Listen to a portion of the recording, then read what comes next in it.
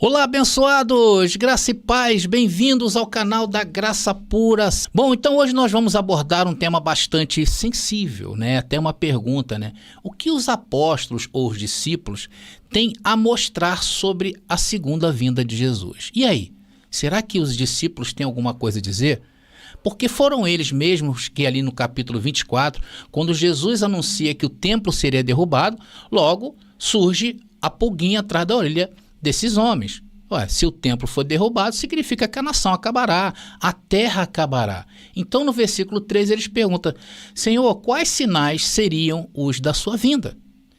E esses mesmos apóstolos foram comissionados por Jesus para levar o seu evangelho à Judéia naquela época. Após a crucificação, a morte e a ascensão de Jesus aos céus, eles foram os responsáveis por repetidamente alertar o mundo sobre o quê? O final dos tempos, sobre a parúzia de Cristo. E hoje vamos abordar um dos vários, porque tem vários aspectos relacionados a esse assunto, mas veremos uma passagem em que Jesus instrui os apóstolos a passarem por todas as cidades de Israel antes da vinda do Filho do Homem. Irmãos, nenhuma outra passagem dentro das Escrituras sobre a vinda de Jesus foi tão específica e clara em termos de pessoas, lugares, tempo e circunstâncias, como essa previsão do nosso Senhor. Mas antes de nós entrarmos neste assunto, batermos este papo, eu queria te convidar para se inscrever em nosso canal. Se inscreva hoje mesmo para não nos perder de vista, deixe o seu like, comentem, façam comentários inteligentes, que eu vejo, tem comentários aí inteligentes, pessoas que expõem o seu lado, né? Bom, meus queridos, vocês sabem que nós temos o nosso livro, e falar desse livro é muito bom, A Doutrina do Inferno, por quê? Porque ele está dentro desse contexto dos ensinos que essa igreja, o cristianismo tradicional, tem colocado ao mundo como verdades bíblicas. E também tem as nossas apostilas, tá? Se você se interessar pelos nossos assuntos, como este que nós vamos trazer agora, sobre a vinda de Jesus, nós temos apostilas que falam somente sobre a vinda de Jesus. Então, se você quiser saber um pouco mais sobre os nossos assuntos, tem também as nossas apostilas de assunto, tá? E interrompemos nossa programação para trazer um anúncio muito especial. Participe do pré-lançamento do nosso livro Apocalipse Comentário Preterista Completo. Os primeiros 100 irmãos que adquirirem nosso livro, além de serem os primeiros a lerem essa obra, receberão o livro com uma dedicatória especial. E ainda terão seus nomes nas páginas de agradecimento aos promotores da graça no Brasil. Entre em contato pelo nosso WhatsApp 21 97987 4668. Tá bom, meus irmãos? Então podemos ir para a palavra revelada, é por isso que eu falo, vem para a graça deixa eu aumentar aqui, que eu te explico. Agora é a hora da palavra. Vamos ao texto em questão, está lá em Mateus capítulo 10, versículo 23, vamos lá? Diz aí o texto: quando vos perseguirem nesta cidade, fujam para outra. Atenção no texto. Jesus está falando, se vocês estiverem em um ponto e começar a perseguição, fujam para outro ponto ou outra cidade. Pois em verdade, Jesus não mente, tá? Em verdade vos digo que não acabarão de passar por todas as cidades de onde? De Israel, antes que venha o Filho do Homem. Irmãos, para contextualizar vocês sobre esse versículo, ele faz parte do discurso de Jesus ali, quando ele comissionou, ele enviou os seus 12 discípulos ou apóstolos, tá, abençoados, que é a mesma coisa, tá, a irem nas cidades de Israel, na Judéia daqueles dias, e a pregar o evangelho, a missão de pregar o evangelho e os alertar sobre as dificuldades e perseguições que eles enfrentariam. E tem um detalhe muito específico aí que eu gostaria de ressaltar com vocês, é a parte B desse versículo ali que diz: em verdade vos digo que não acabarão de passar por todas as cidades de Israel antes que venha o Filho do Homem. Irmãos, aqui nós encontramos um detalhe essencial sobre a vinda de Jesus, ou a sua segunda vinda, né? Veja, Jesus, em linguagem clara e direta, ele diz a seus discípulos que a vinda do Filho do Homem, a segunda vinda dele, o dia do julgamento, naquele dia ocorreria no meio da comissão dos apóstolos. Irmãos, eu posso aplicar a este versículo que vocês estão vendo aí, que isso está se tratando de pessoas ainda não nascidas nesses dias? Será que nós podemos passar essa parte aí, desde que os discípulos nasceram, morreram, e avançar no tempo com essa passagem aqui? E acabar nos dias de hoje com eu e você? Como eu posso aplicar isto a este versículo, irmãos? Claro que a gente não pode. Por que eu falo isso? Porque aqui o sistema religioso futurista, o que eles fizeram? Eles pegaram, né? Eles creem que essa passagem, ela se refira aos dias de hoje. Irmãos, sinceramente, esses homens só podem estar desequilibrados literariamente. Ao ignorarem o tempo e quererem aplicar uma dramaticidade às suas doutrinas hoje, os futuristas, o que eles fizeram com isso? Eles fizeram esse alongamento temporal, tornando suas doutrinas incompatíveis com os textos bíblicos. Está claro para você? Irmãos, como eu posso pegar esse versículo e achar que isso está se referindo a qualquer tempo solto no espaço? Olha o que Jesus está falando: quando vos perseguirem nesta cidade, fujam para outra. Que outra é essa? Cidades de Israel, antes que venha o Filho do Homem. Irmãos, isso se refere aos 12 apóstolos e não a pessoas ainda não nascidas. E o contexto é sobre a propagação da mensagem do Evangelho nas cidades de Israel, por volta do ano 30. E isto pode ser visto claramente quando Jesus fala lá no capítulo 13, do versículo 5 ao 25, quando ele fala da parábola do semeador. E a parábola do semeador, ela era bem clara, era para aqueles dias. A mensagem, meus irmãos, é clara para os discípulos. Por quê? Porque eles foram testemunhas oculares da parúzia de Cristo. E não nós nos dias de hoje. Irmãos, é uma passagem explícita, clara e direta. E não há linguagem figurada comparativa. Nenhuma alegoria pode ser buscado, nesse caso, dessa profecia, meus irmãos. Isso é mais claro que o dia. O local é claro. E as 12 tribos que ele fala são o quê? São as cidades de Israel, que deveriam ser evangelizadas. E qual era o tema? O tema era a sua vinda. E o tempo estava próximo, já era a última hora. Antes que sua obra termine, antes que esses homens corram toda a Judéia, sua vinda aconteceria. Irmãos, alguns estudiosos da Bíblia admitem até haver um duplo cumprimento nessa profecia, ou seja, um cumprimento para aqueles dias e outro para os dias de hoje. Porém, em relação a isso, irmãos, conclui-se que não é hermeneuticamente praticável isso. Não pode descontextualizar isto desse tempo.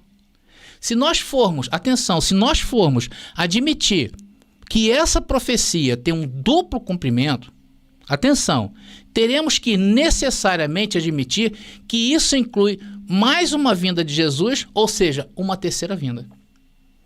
Vamos ter que admitir outros evangelistas, outros tempos, como o de hoje, por exemplo. Imagina isso, irmãos. É como se o mundo todo hoje fosse Israel. Não tem cabimento. Isso é completamente inadmissível. Porque estaríamos admitindo outras terras, a terra que o Senhor entregou a Israel. Estaríamos criando uma falsa ideia. Imagina uma vinda para os dias de hoje, meu irmão. Depois de mais de 18 séculos, muito mais, quase 21 séculos. E isso acontecendo em um futuro, porque não aconteceu ainda. Um futuro jogado no ar, indeterminado e remoto. Então, a contrapartida a esse tipo de entendimento que é duplo, eu destaco para vocês aqui algumas perguntas. Está aqui, olha. Está aqui. Se nós formos admitir um duplo cumprimento dessa profecia, o que vai significar? O que as escrituras não podem significar? Que o significado gramatical das palavras não é mais suficiente para a sua interpretação. Ou seja, teríamos que admitir outros textos fora da Bíblia. Se nós formos botar duplo cumprimento, como a extensão de Israel para o mundo. Isso não está na Bíblia. Isso não é Bíblia. Só que se nós formos admitir que existe um duplo cumprimento, teremos que admitir o significado aí que está falando. Depois, segundo, que a Escritura é um enigma a ser adivinhado. Um oráculo pronunciando respostas ambíguas de duplo sentido. Nada vai fazer mais sentido, irmão. Se nós formos por este viés, nada nas Escrituras fará mais sentido. E ninguém pode ter certeza sem revelação especial de que compreende o que lê. Uma total descaracterização bíblica é isso que está sugerindo as interpretações do sistema religioso. Vejam a confusão. Isso, irmãos, isso é uma loucura total. Mas é isso que o sistema religioso fez com as Escrituras. Fez com que o mundo desacreditasse na própria Escritura e confiasse mais aonde? Nas instituições do sistema. Não é isso que uma sumidade do sistema religioso faz? Não é isso, irmão? Deixa eu endireitar aqui um pouquinho. Não é isso. Basta uma sumidade desta aí dizer que nós não entendemos nada. Ah, esse povo aí não entende nada. Pronto. Vai estar na cabeça do religioso, que a nossa interpretação não vale. Por quê? Porque a palavra de uma sumidade desta é mais valorosa, é mais valiosa do que as Escrituras. Ou que as Escrituras só têm valor quando interpretada por eles. Por isso que eles criaram duplo sentido. Por isso que eles fizeram essa ambiguidade em relação à vinda de Jesus. Tanto que Mateus capítulo 24, se você pegar, está todo fragmentado. E as pessoas não questionam aquelas letrinhas que vem o título, né? Eles falam que é o subtítulo. Elas não questionam isto. Por quê? Porque aquilo ali recortado te tira totalmente de jogada. É esse o jogo sujo do sistema religioso e hoje está escancarado para nós vermos, sim ou não? Mas vamos voltar aqui ao tema. Então, como foi analisado o sentido do tempo temporal dessa previsão, irmãos, de Mateus capítulo do que nós estamos analisando, é consistente com a condenação dos religiosos judeus por seu pecado daquela geração, como diz lá no capítulo 23, no versículo 36, em que Jesus fala do tempo do cumprimento. Olha aí. Eu lhes digo a verdade. Esse julgamento cairá sobre a geração presente. Irmãos, tem alguma coisa aí que você não consegue entender nesse versículo? Tem? Está tudo, irmão, veja como é que está tudo, como eu vou dizer assim, expressar. Está tudo encapsulado com aqueles dias e não com estes. O que é apropriado ao texto? Pensar dentro da cultura judaica de geração que é 40 anos, ou de achar que isso estaria se tratando de um futuro indeterminado e incerto, irmãos? Fala para mim. É isso que fez o sistema religioso na sua mente. Ela tratou desse tema dentro da perspectiva humana, dentro de um duplo cumprimento, de um duplo sentido. Não, Jesus está falando, mas não está falando. Agora, esse texto é uma expressão apropriada para um evento que ocorreria 40 anos depois, sem forçar textos, irmãos. Por que 40 anos? Porque 40 anos se caracterizou para o judeu antigo o tempo de uma geração, que foi o tempo que eles passaram no deserto, sendo purificados, para herdar essa terra. A terra prometida. Era essa terra que seria destruída, meu irmão. Não a terra dos dias de hoje. Pode-se objetar que no ano 70, conforme documentam várias fontes, eu já trouxe aqui, e muitos dos 12 discípulos já haviam morrido nesse tempo, cumprindo-se a profecia de Mateus capítulo 10, versículo 23. Irmãos, até a vida de João foi poupada. E Jesus falou sobre isso claramente. Vamos ver. Até nisto, né, irmãos? Até nisto, né? Jesus deixou isso bem claro. Olha ali. Jesus respondeu: se eu quiser que ele permaneça vivo até eu voltar, o que lhe importa? Quanto a você, siga-me. E teve também um outro discípulo também que ficou, que foi Tomé, né? Que ele atravessou o ano 70. Algumas fontes falam que ele foi martirizado ali no ano 72 depois de Cristo, né? Ali ao leste da parte onde hoje é a atual Índia. Então, a ênfase, o contexto da história são colocados na obra evangelizadora em Israel e não nos dias de hoje, o que torna isso um absurdo. Agora, na outra parte, eu vou trazer para vocês sobre esse assunto tão interessante. Nós vamos abordar essa mensagem da profecia de Mateus capítulo 10, versículo 23, voltada para os discípulos, tá? Tá legal, abençoado? Deixa eu voltar de novo aqui, a nossa profecia principal, que é Mateus capítulo 10, versículo 23, em que nós abordamos.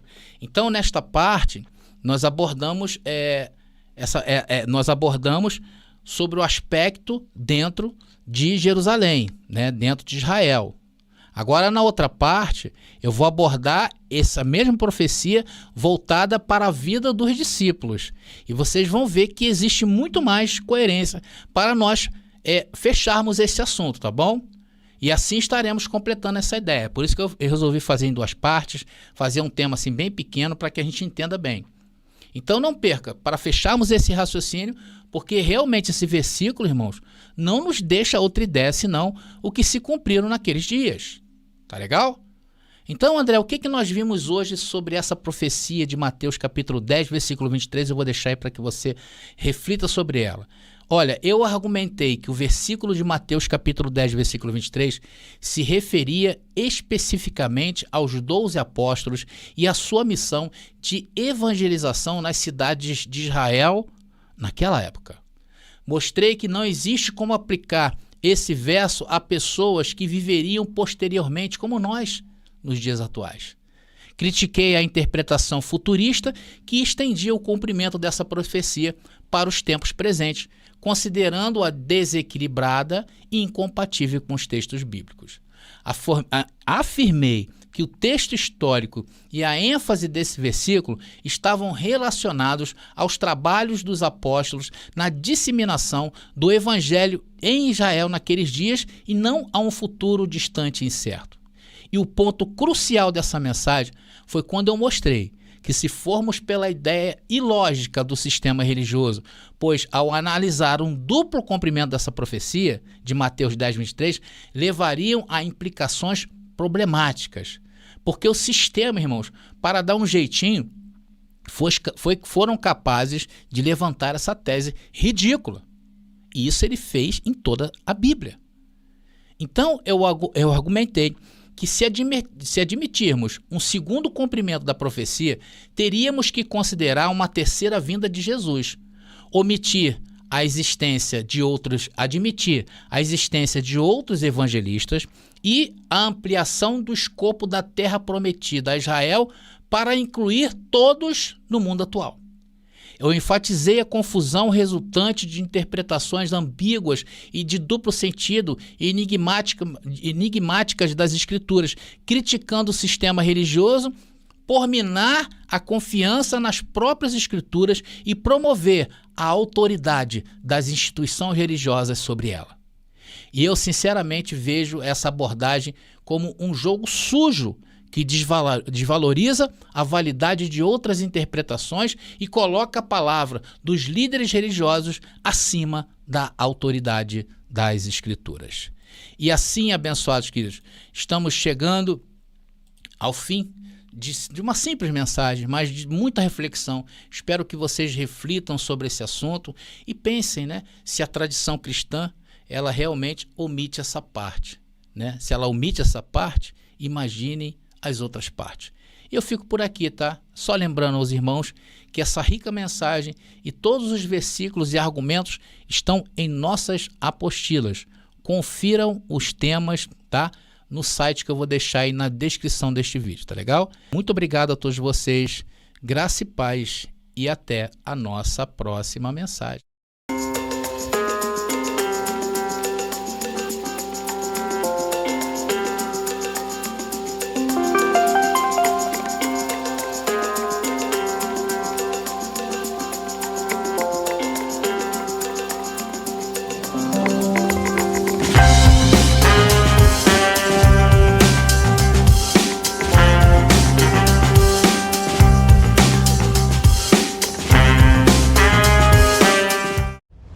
Você pediu nossos estudos em apostilas? Já chegaram e estão disponíveis. Elas estão divididas em 10 temas com referências, esboços e comentários. Ideal para quem quer ensinar em família, em reuniões ou mesmo para quem deseja abrir um canal no YouTube. Faça contato agora mesmo pelo nosso WhatsApp 21 979 87 46 68 21 979 87 4668. Nossas apostilas foram feitas para você ensinar com qualidade e harmonia com a palavra.